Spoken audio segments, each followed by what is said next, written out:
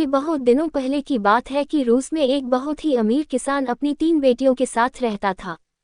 कुछ दिन बाद उसकी पत्नी मर गई तो उसकी सबसे छोटी बेटी मारूशका बोली, पिताजी आप चिंता मत कीजिए, घर में संभाल लूंगी। और वह एक अच्छी गृहस्थी संभालने वाली साबित हुई। पर उसकी दोनों बड़ी बहनें बहुत ही आलसी और कामचोर थीं। उनको कोई भी चीज़ बहुत देर तक खुश नहीं रख सकती थी, न तो कोई पोशाक, न कोई फ्रॉक, न ही कोई काफ्तान। एक दिन वह किसान बाजार जाने के लिए तैयार हुआ तो उसने अपनी बेटियों से पूछा कि वह उनके लिए वहां से क्या लेकर आए। उसकी बड़ी बेटियां तुरंत बोली, पिताजी आप हम दोनों के लिए खूब बढ़िया सिल्क का शाल लेकर आना जिस पर लाल और सुनहरे रंग में फूल बने हों। मारूशका चुप रही तो पिता ने उससे पूछा, और बेटी तुम्हारे लिए? मारूशका बोली, पिताजी मेरे लिए तो बस फेनिस्ट बाज का एक पंख लेते आइएगा। ये सुनकर किसान बाजार चला गया। यार जब वह वहां से लौट कर आया तो वह अपनी दोनों बड़ी बेटियों के लिए तो 2 शाल ले लाया, पर फेनिस्ट बाज का पंख उसको सारे बाजार में ढूंढने पर भी नहीं मिला। कुछ महीने बाद वह फिर बाजार गया तो उसने फिर अपनी बेटियों से पूछा कि वह उनके लिए बाजार से क्या लाए। उसकी दोनों बड़ी बेटियों ने कहा कि वह उनके लिए चांदी के जूते लेकर आए, पर मारूशका ने धीरे से कहा, पिताजी मेरे लिए तो वही फेनिस्ट बाज का एक पंख लेते आइएगा। उस दिन भी वह किसान सारे दिन बाजार में फेनिस्ट बाज का पंख ढूंढता रहा। वह अपनी बड़ी बेटियों के लिए चांदी के जूते तो खरीद लाया, पर फेनिस्ट बाज का पंख उसे उस दिन भी कहीं नहीं मिला। और एक बार फिर वह मारूशका की मंगाई हुई चीज नहीं ला सका। एक बार फिर उसकी बेटी ने उसको तसल्ली दी, पिताजी आप बहुत चिंता न करें, आपको वह फिर मिल जाएगा।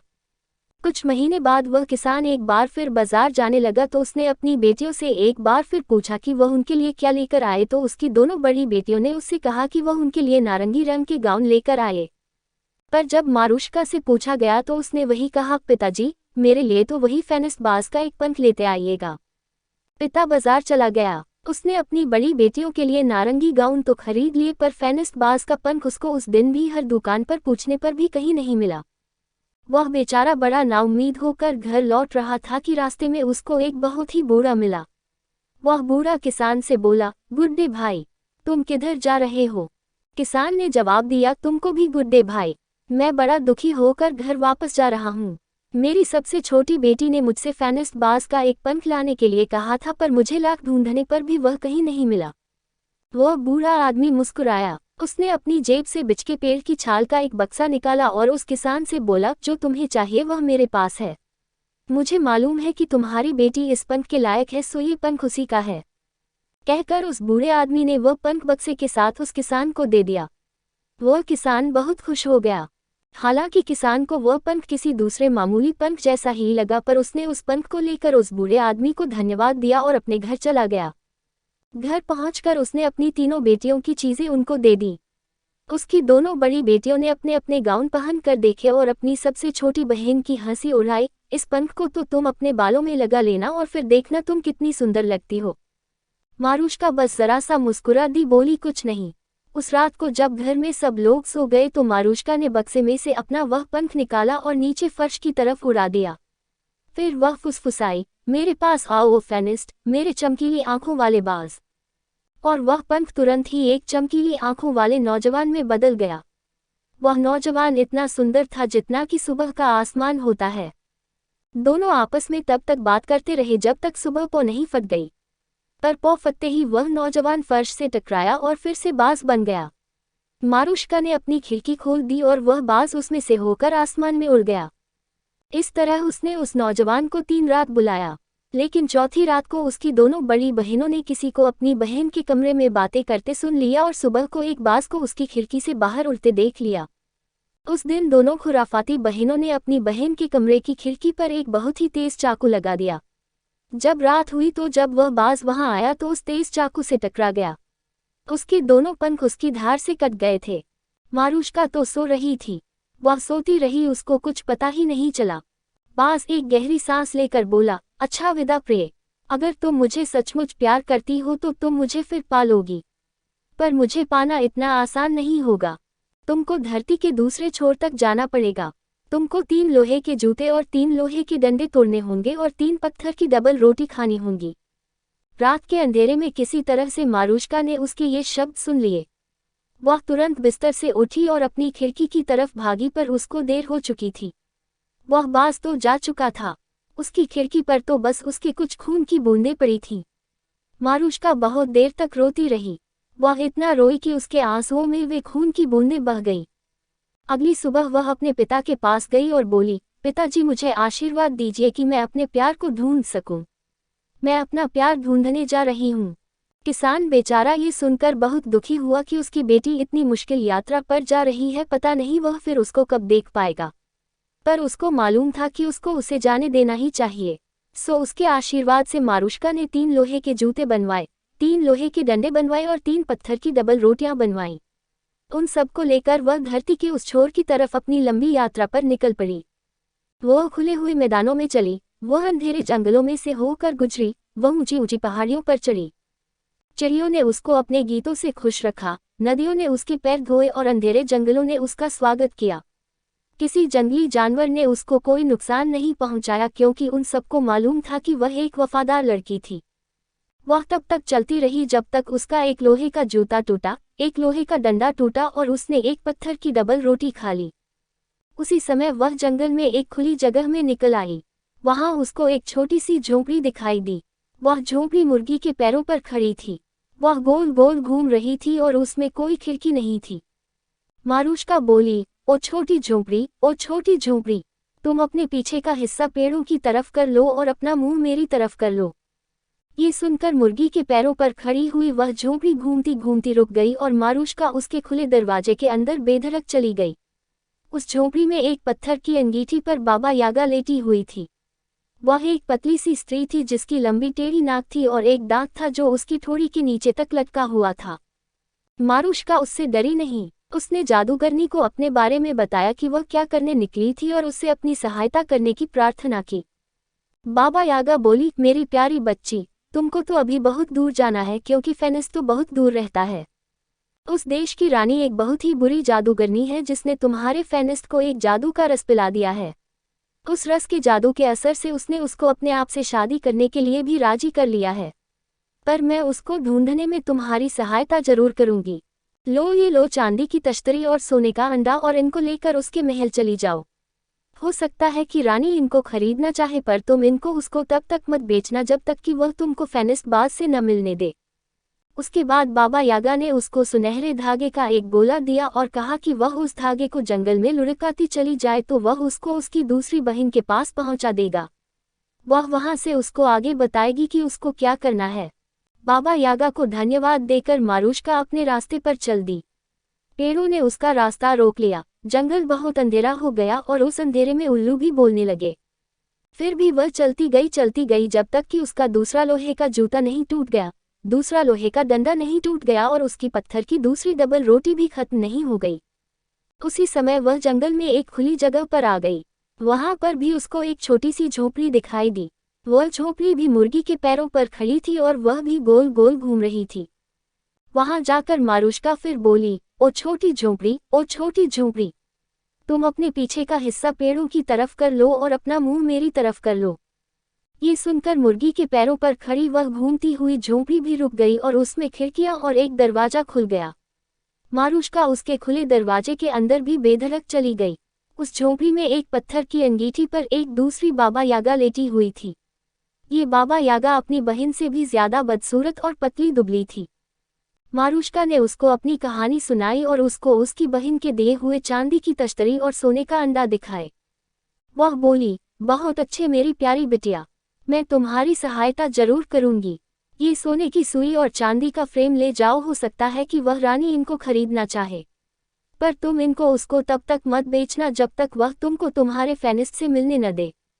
मगर इससे पहले तुमको मेरी बड़ी बहन के पास जाना पड़ेगा। इसके आगे वही तुमको बताएगी कि तुमको क्या करना है।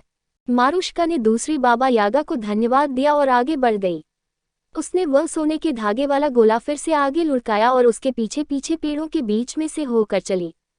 इस बार पेड़ों की शाखाओं ने उसके कपड़ों की आस्तीनें फाड़ दी, उसके चेहरे पर खरोंचें डाल दी। चिड़ियों ने भी कोई गीत नहीं गाया और जंगली जानवर भी उसकी तरफ रास्ते भर देखते रहे, पर वह पीछे देखे बिना ही आगे बढ़ती रही। धीरे धीरे उसके तीसरे लोहे के जूते भी फट गए, तीसरा लोहे का डंडा भी टूट गया और तीसरी पत्थर की डबल रोटी भी खत्म हो गई। उसी समय वह तीसरी खुली जगह में आ निकली।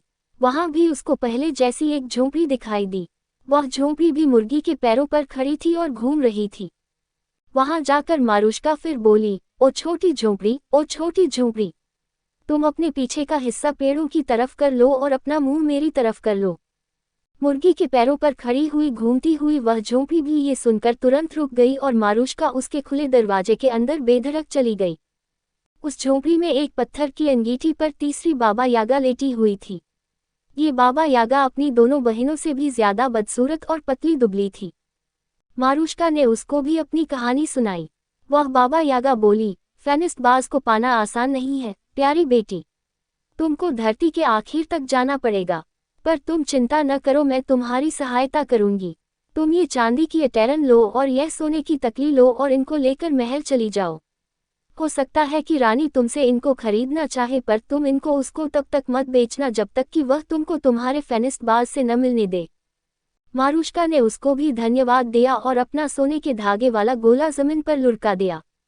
वह धागा उसको एक बड़े डरावने जंगल में से लेकर चला। वह अभी बहुत दूर नहीं गई थी कि उसने किसी के चिंघाड़ने की और पंखों के फड़फड़ाने की आवाज़ सुनाई दी। बहुत सारे उल्लू वहां से उड़े और उसके चारों तरफ घूमने लगे। बहुत सारे चूहे उसके पैरों में इधर उधर घूमने लगे। खरगोश रास्ते पर कूदने लगे। वह डर कर रुक गई। तभी एक बड़ा सा भूरा भेड़िया वहां आ गया और मारुष्का से बोला, डरो मत मारुष्का, आओ मेरी पीठ पर बैठ जाओ, मैं तुमको महल तक ले चलता हूँ। मारुष्का उसकी पीठ पर बैठ गई और भेड़िया उसको सोने के धागे के गोले के पीछे पीछे हवा की तेजी से उड़ाकर ले चला। घास के हरे हरे मैदान पलक झपकते निकल गए। पहाड़ जो आसमान तक ऊंचे ऊंचे थे वे भी आसानी से पार हो गए। आखिर वे एक क्रिस्टल के महल के पास आ पहुंचे। उसका सोने का गुंबद सूरज की रोशनी में चमक रहा था। रानी उस महल की सफेद मीनार से नीचे झांक रही थी। मारुष्का ने भेड़िए को धन्यवाद दिया, अपनी गठरी उठाई और मीनार के नीचे की तरफ चली। वहां पहुंचकर वह बहुत ही नम्रता से बोली, योर मैजेस्टी, क्या आपको किसी ऐसी नौकरानी की जरूरत है जो सूत काते बुनाई और कढ़ाई करे? रानी बोली, ओ लड़की, अगर तुम ये तीनों काम कर सकती हो तो अंदर आ जाओ और काम करना शुरू कर दो। इस तरह मारुष्का उस महल में नौकरानी का काम करने लगी। एक दिन मारुष्का ने सारा दिन बिना रुके काम किया और जब शाम आई तो उसने अपना सोने का अंडा और चांदी की तश्तरी ली और रानी को दिखाई।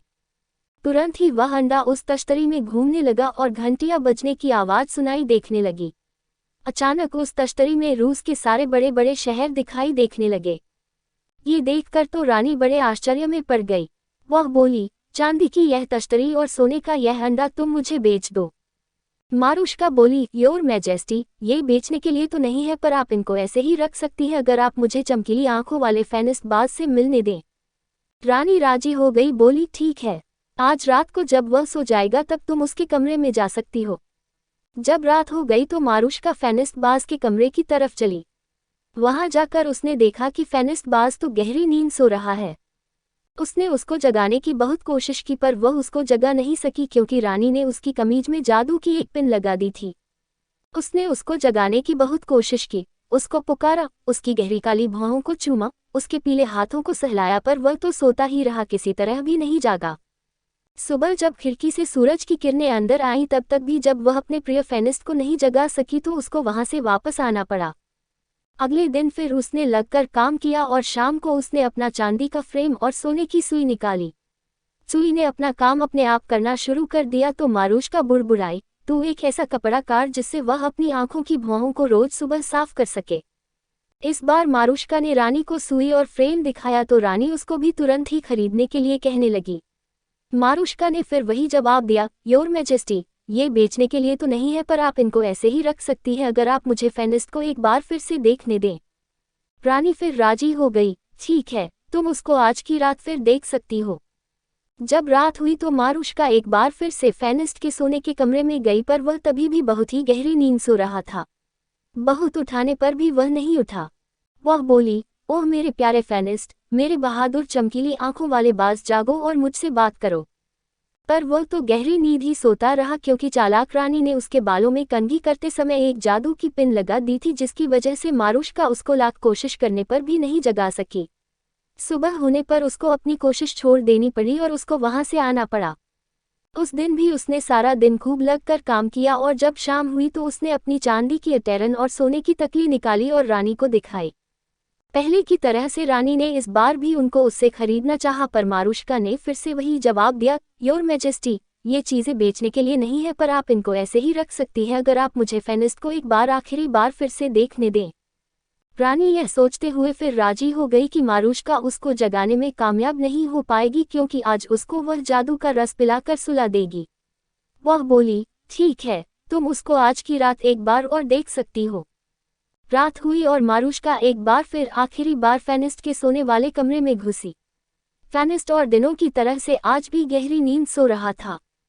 मारुष्का फिर बोली, ओह मेरे प्यारे फेनिस्ट, मेरे बहादुर चमकीली आंखों वाले बाज, जागो और मुझसे बात करो। पर वह नहीं जागा तो वह नाउम्मीद होकर रो पड़ी। फेनिस्ट सारी रात सोता रहा और हालांकि मारुष्का ने उसको जगाने की फिर से बहुत कोशिश की, पर वह नहीं उठा।